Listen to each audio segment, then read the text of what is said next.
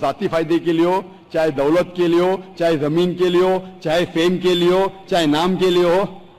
جہاد یہ عربی لفظ ہے جو آتا ہے، اس کی بدا مطلب جد و جہد، ٹو اسٹرائیو، ٹو کی مطلب ہے جد و جہد، ٹو اسٹرائیو اینڈ اسٹرگل۔ اور اسلام کے پس منظر میں جہاد اسے کہتے ہیں جو انسان اپنے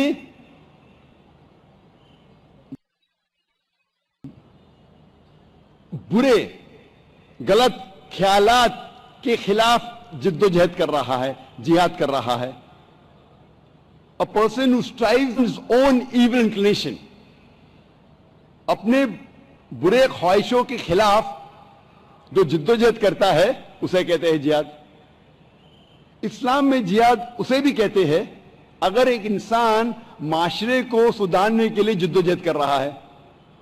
جہاد اسے بھی کہتے ہیں اگر ایک انسان ناانصافی کے خلاف جد و جہد کر رہا ہے، جو ظلم کے خلاف جد و جہد کر رہا ہے، جو جنگ میں اپنے آپ کو بچانے کے لیے جد و جہد کر رہا ہے، اسے کہتے ہیں جہاد۔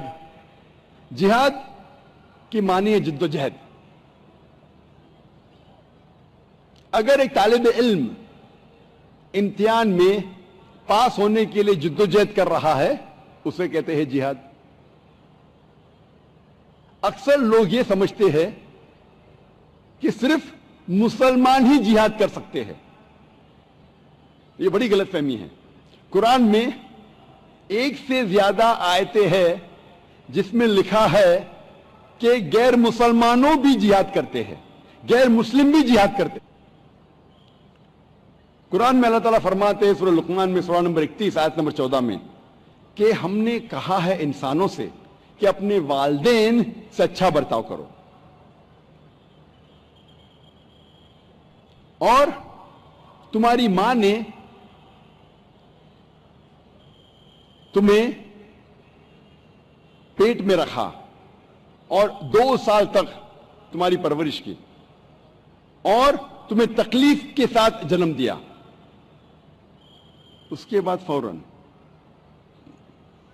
اگلی آیت میں اللہ تعالیٰ فرماتے سورہ لقمان میں سورہ نمبر 31 آیت نمبر 15 میں لیکن اگر آپ کے والدین آپ کے ساتھ جد و جہد کرتے ہیں،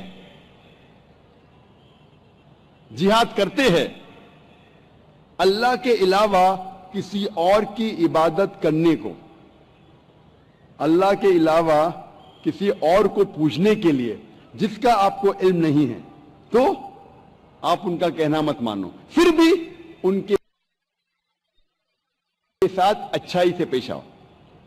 یہاں اللہ تعالیٰ کہہ رہے ہیں جب غیر مسلم والدین اپنے بچوں کے ساتھ جہاد کرتے ہیں، جد و جہد کرتے ہیں کے لیے کسی اور کی عبادت کرنے کو کہتے ہیں، اس وقت آپ ان کا کہنا مت مانو، لیکن پھر بھی ان کے ساتھ اچھے سے پیش آؤ۔ یہ پیغام پھر سے دہرایا گیا ہے سورہ عنکبوت میں سورہ نمبر 29 آیت نمبر 8 میں، جہاں اللہ تعالیٰ فرماتے ہیں ہم نے کہا ہے کہ سارے انسانوں سے اپنے والدین سے اچھا سلوک کرو، لیکن اگر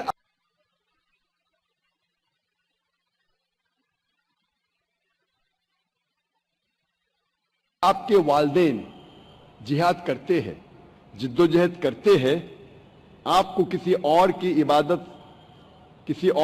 عبادت کرنے کے لیے اللہ کے علاوہ جس کا آپ کو علم نہیں ہے، تو ان کی بات مت مانو۔ آیتوں رہے ہیں کہ غیر مسلمان جد و جہد کر رہے ہیں، لیکن یہ جد و جہد کو کہا جاتا ہے جہاد فی سبیل شیطان، جد و جہد شیطان کے راہ میں۔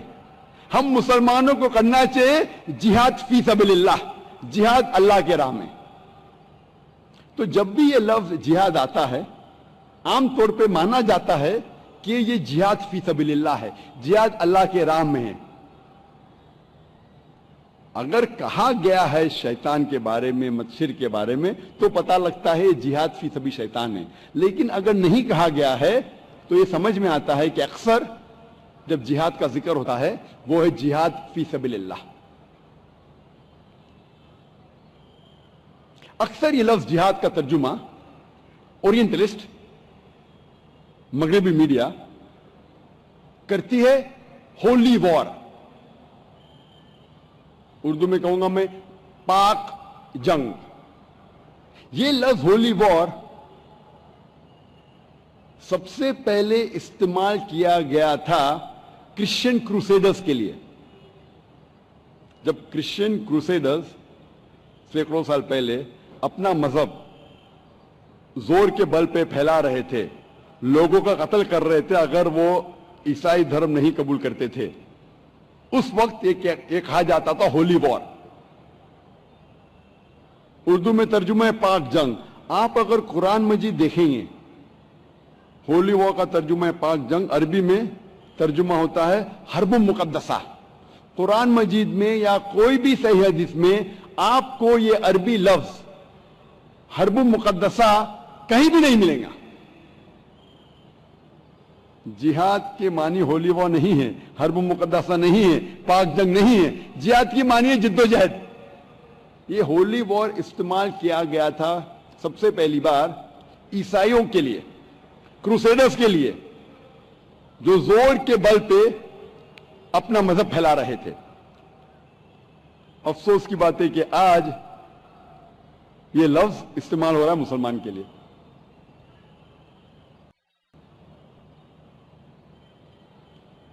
दूसरी सबसे बड़ी गलतफहमी गैर मुसलमानों के दरमियान जो है वो है कि मुसलमान फंडामेंटलिस्ट है, बुनियाद परस्त है, मुसलमान एक्सट्रीमिस्ट है, इंतहा पसंद है।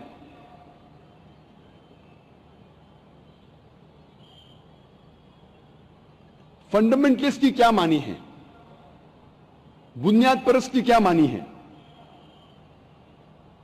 फंडामेंटलिस्ट उसे कहते हैं, बुनियाद परस्त उसे कहते हैं वो इंसान को जो बुनियादी बातों पर अमल करता है।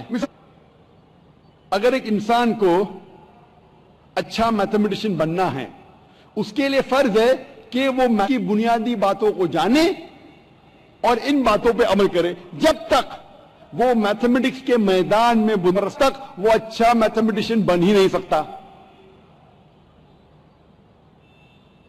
अगर एक इंसान को अच्छा साइंटिस्ट बनना है, उसके लिए फर्ज है कि वो साइंस की बुनियादी बातें जाने और इन पे अमल करे। जब तक वो साइंस के मैदान में बुनियाद परस्त नहीं बनता, तब तक वो अच्छा साइंटिस्ट बन।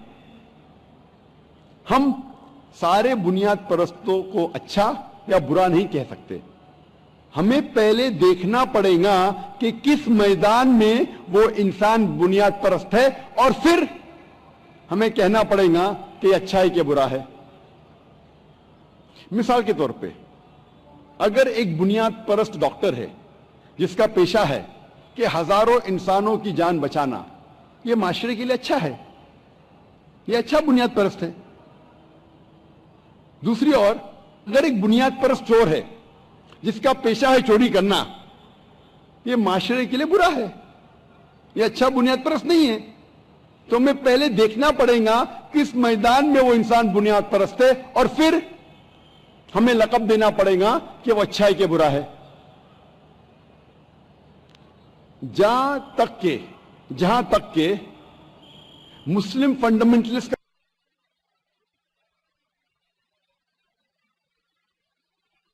का सवाल है, मुस्लिम बुनियाद परस्त का सवाल है, मैं अपने आप को मुस्लिम बुनियाद परस्त समझता हूं और मुझे गर्व है कि मैं मुस्लिम बुनियाद परस्त हूं। I am a fundamentalist, I am a Muslim fundament and I am proud to be a Muslim fundamentalist. क्योंकि मैं जानता हूं कि इस्लाम की एक भी बुनियादी तालीम नहीं है जो इंसानियत के खिलाफ है, और मैं कहता हूं सारे इंसानों को कि इस्लाम की एक भी बुनियादी तालीम आप मुझे दिखाओ जो इंसानियत के खिलाफ है। हो सकता है कि आपको इस तालीम के बारे में बैकग्राउंड नहीं पता, اس کا ریزننگ نہیں پتا، اسی لیے آپ سمجھتے ہوں گے کہ وہ انسانیت کے خلاف ہے، لیکن جب آپ اس کے بارے میں جانیں گے تو ایک بھی انسان یہ نہیں کہہ سکے گا کہ یہ تعلیم انسانیت کے خلاف ہے۔ یہ لفظ فنڈامنٹلزم ویبسٹر ڈکشنری کے مطابق سب سے پہلے استعمال کیا گیا تھا امریکن کرسچنز کے لیے 20ویں صدی کے پہلے، 20ویں صدی کے شروعات میں امریکن پروٹسٹنٹس، ایک عیسائی کا گروہ ہے پروٹسٹنٹس، ان نے پروٹیسٹ کیا چرچ کے خلاف۔ کرسچین چرچ، عیسائی چرچ کہتا ہے کہ بائبل کا سارا پیغام خدا کی طرف سے ہے۔ یہ امریکن پروٹسٹنٹ نے پروٹیسٹ کیا، امریکن پروٹسٹنٹ نے التجا کی کہ صرف بائبل کا پیغام خدا کی طرف سے نہیں ہے، لیکن بائبل کا ہر الفاظ، ہر حرف خدا کی طرف سے ہے۔ اگر کوئی یہ ثابت کر دے کہ بائبل کا ہر الفاظ، ہر حرف خدا کی طرف سے، یہ موومنٹ اچھا موومنٹ ہے۔ لیکن اگر کوئی یہ ثابت کر سکے کہ بائبل کا ہر الفاظ خدا کی طرف سے نہیں ہے تو یہ تحریک اچھی تحریک نہیں ہے۔ آپ جب آکسفورڈ ڈکشنری پڑھتے ہیں، اس میں لکھا ہے کہ fundamentalist is a person who strictly adheres to the ancient teachings and scriptures of any religion.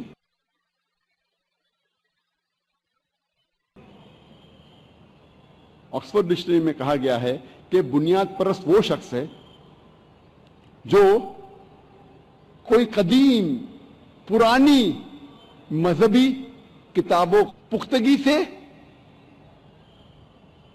عمل میں لاتا ہے۔ بنیاد پرست وہ شخص ہے جو پرانی کتاب پختگی سے عمل کرتا ہے، کوئی بھی مذہب کی۔ ریوائزڈ ایڈیشن جب پڑھیں گے آکسفورڈ ڈکشنری کی، اس میں لکھا ہے کہ بنیاد پرست وہ شخص ہے جو پختگی کے ساتھ قدیم پرانی کتابوں پہ عمل کرتا ہے، کوئی بھی مذہب کی، خصوصاً اسلام۔ Fundamentally the person who strictly adheres to the ancient doctrines and scriptures of a religion, especially Islam. اگر کوئی اسلام کی مذہب کی کتابوں کو پختگی سے عمل میں لاتا ہے اپنی زندگی میں، اسے کہتے ہیں فنڈامنٹلسٹ۔ جب بھی آپ یہ لفظ فنڈامنٹلسٹ سنیں گے، فوراً آپ کا ذہن کہے گا کہ یہ مسلم ہے۔